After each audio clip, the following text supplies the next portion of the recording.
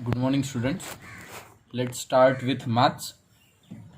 आज से हम मैथ्स से स्टार्ट कर रहे हैं, है ना। सो ये मैथ्स जो है वो स्कोरिंग सब्जेक्ट है। इसमें आप मैक्सिमम मार्क्स ला सकते हो, ठीक है। पूरे भी ला सकते हो अगर आपने अच्छे से कंसेप्ट किए तो, ठीक है। सो हम आज चैप्टर 1 से स्टार्ट कर रहे हैं। मैथ्स में किससे स्टार्ट कर रहे हैं? चैप्टर 1 से। चैप्टर 1 जो नेम है उसका नेम है set theory. What is the name? Set theory. Set theory name है चैप्टर 1 का। अगर सेट थियरी के रिलेटेड हम बात करें, तो सेट थियरी, तो सेट का मतलब क्या है?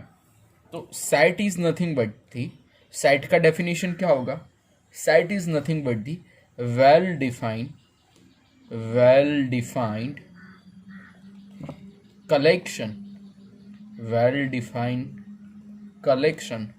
Of objects. यानी सेट क्या है?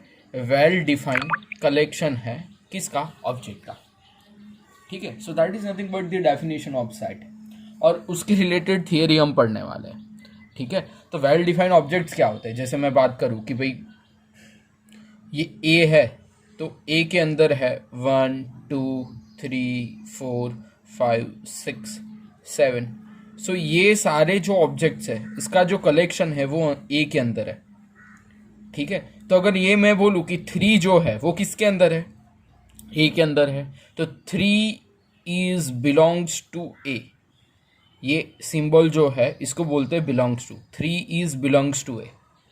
यहाँ पे 9 दिख रहा है, ए के साइड के अंदर 9 दिख रहा है, तो 9 is does not belongs to a. इसका मतलब क्या होता है? बिलोंग्स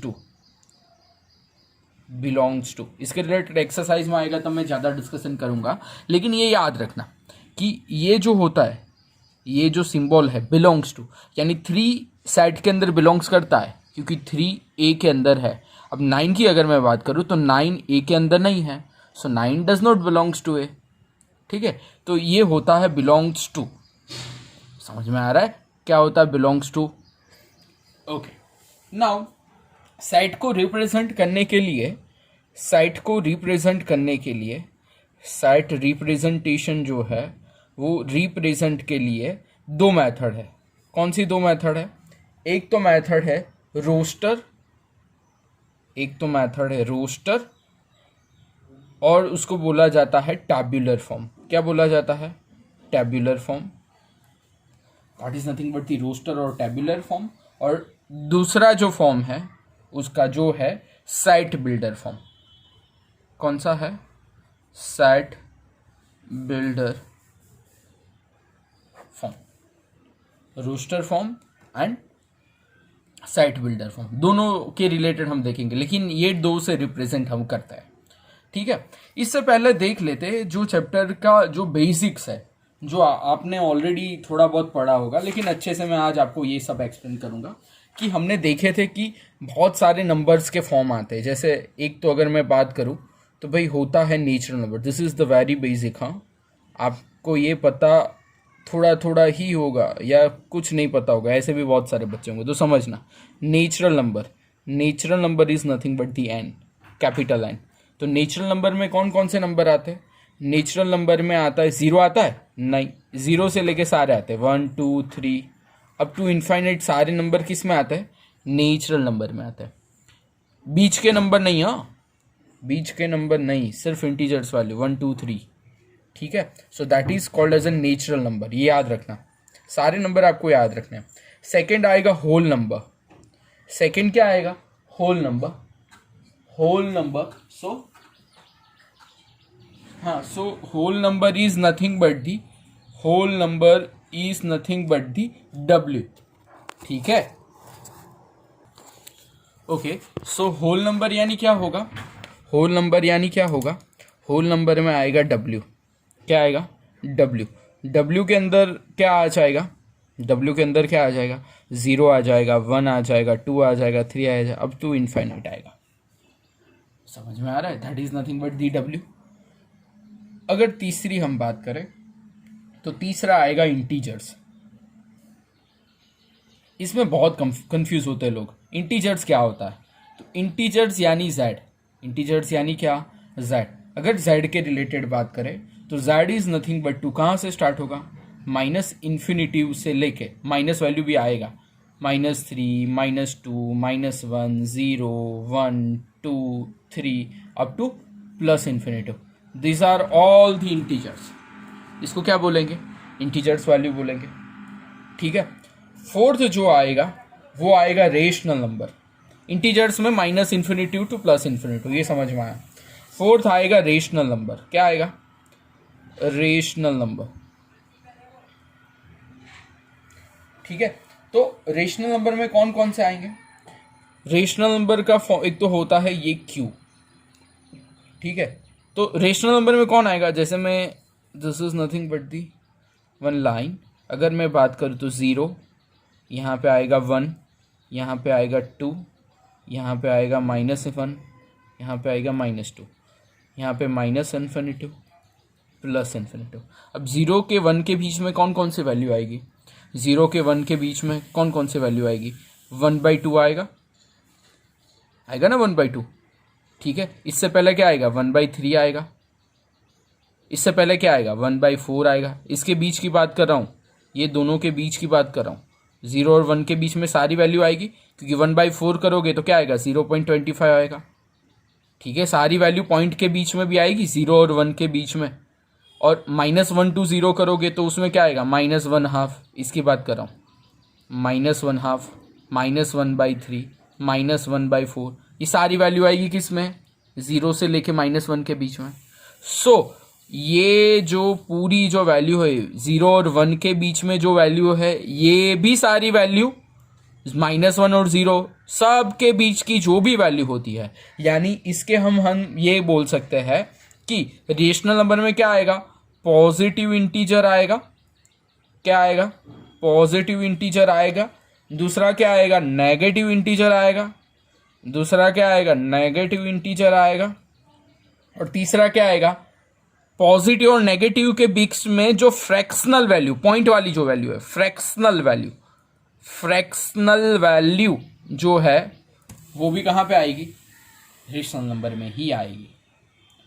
समझ में आ रहा है? तो रेशनल नंबर को बोलते क्यू, यानी -इन्फिनिटी से प्लस इन्फिनिटी के बीच में जो भी फ्रैक्शनल वैल्यू वो भी आ जाएगी। पॉजिटिव, नेगेटिव, इंटीजर सारी वैल्यू किस में आएगी? रेशनल नंबर में। ठीक है। ये बहुत अच्छे से करना, लर्न कर देना। इसके बिना मैथ्स अधूरा लगेगा 11th 12th का। आपको समझ में ही नहीं आएगा, क्यू लिखा होगा पता ही नहीं चलेगा क्यू का मतलब क्या है, तो कोई मतलब नहीं। तो इसको अच्छे से करना। ठीक है। क्योंकि ये बहुत परेशान करता है बच्चों को। चलो अब फिफ्थ देखते हैं। फिफ्थ देखते हैं। कौन सा देखा? फोर्थ वाला रेशनल नंबर देखा। तो फिफ्थ वाला जो देखते हैं वो है irrational number. Irrational number. Irrational number से हम डिनोट करते हैं क्यू बार से। ठीक है। कहीं कहीं जगह वो डिफरेंट नोटेशन देते हैं, लेकिन इर्रेशनल जो नंबर होते हैं वो क्यू बार से ही होते हैं, तो ये याद रखना। ठीक है। अब क्यू बार का मतलब क्या होगा? जो रेशनल नंबर नहीं है वैसे। जैसे मैं बात करूं कि क्यू बार का मतलब ये होगा कि non terminating and non repeating. Non terminating and दूसरा non repeating number. Non repeating number. क्यों नॉन टर्मिनेटिंग नॉन रिपीटिंग? जैसे मैं आपको दिखाऊं, जैसे √2 है। √2 का वैल्यू क्या आएगा? 1.414213 सॉरी, चलता ही रहेगा। अगर मैं बात करूं √3 का वैल्यू, तो √3 का वैल्यू आप कैलकुलेटर में फाइंड करोगे तो 1.732050। भाई चलता ही रहेगा, रुकेगा नहीं। ये चलता ही रहेगा, चलता ही रहेगा, चलता ही रहेगा, है ना? सही है? मैं जो बोल रहा हूँ समझ में आ रहा है? तो ये जो वैल्यू जो चलती रहती है, मैं जो बताने जा रहा हूँ आपको, जो वैल्यू चलती रहती है जो मैं बताने जा रहा हूँ आपको, वो जो वैल्यूज़ होती है उसको क्या बोला जाता है? Irrational number. यहाँ पे देखो 1/4 यानी 0.25 यानी एक फिक्स वैल्यू थी। या रिपीटिंग वैल्यू थी। यहां पे रिपीटिंग नहीं है, नॉन टर्मिनेटिंग नॉन रिपीटिंग, चलती रहती, रिपीट नहीं होता है, उसको क्या बोलेंगे, उसको क्या बोलेंगे, इर्रेशनल नंबर। ये बहुत कम आता है लेकिन आपके ध्यान में होना चाहिए, ठीक है। और लास्ट जो है वो है रियल नंबर। वो क्या है, real number. So real number यानी क्या, रियल नंबर यानी क्या आएगा, कैपिटल आर।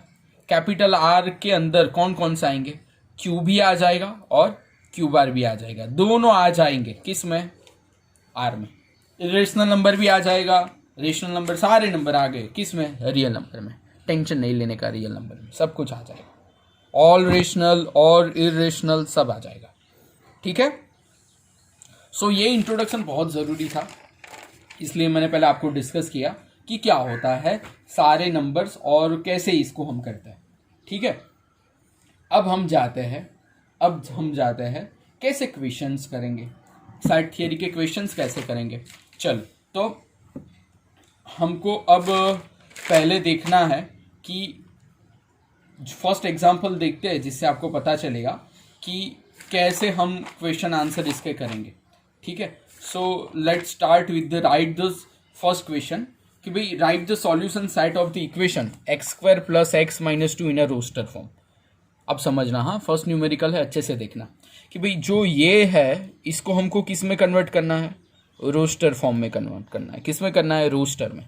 जैसे मैं बात करूँ, आपको पता है क्या कि भाई x square plus x minus 2 है, तो इसका आएगा क्या, इसका हम सिंप्लीफाई करेंगे तो आएगा एक्स स्क्वायर, 2 इंटू 1 करते थे तो क्या आएगा 2x माइनस एक्स माइनस 2, तो x को कॉमन निकालो तो x प्लस 2, और यहाँ से -1 कॉमन निकालो तो x प्लस 2, ठीक है। सो x minus 1 and x plus 2, so x का वैल्यू क्या आएगा, 1 आएगा और x का दूसरा वैल्यू क्या आएगा, -2 आएगा। दो वैल्यू हमको मिला है x के, कितना मिला है, 2, 1 and -2।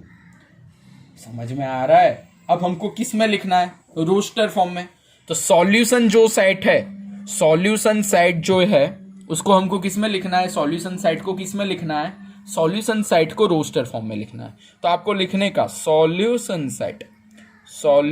Set is nothing but a, किस से भी डिनोट कर लेने के, a is equal to solution क्या है हमारा 1 एंड -2। ये क्या हुआ, रोस्टर फॉर्म हुआ। कौन सा हुआ, रोस्टर फॉर्म। मैंने आपको बोला था, क्या बोला था अभी, याद करो क्या बोला था अभी, दो फॉर्म होते हैं, एक होता है roster that is nothing but the tabular form, और दूसरा होता है सेट बिल्डर फॉर्म, ठीक है। तो ये हुआ रोस्टर फॉर्म, कैसे रोस्टर फॉर्म से दिखते हैं, ठीक है।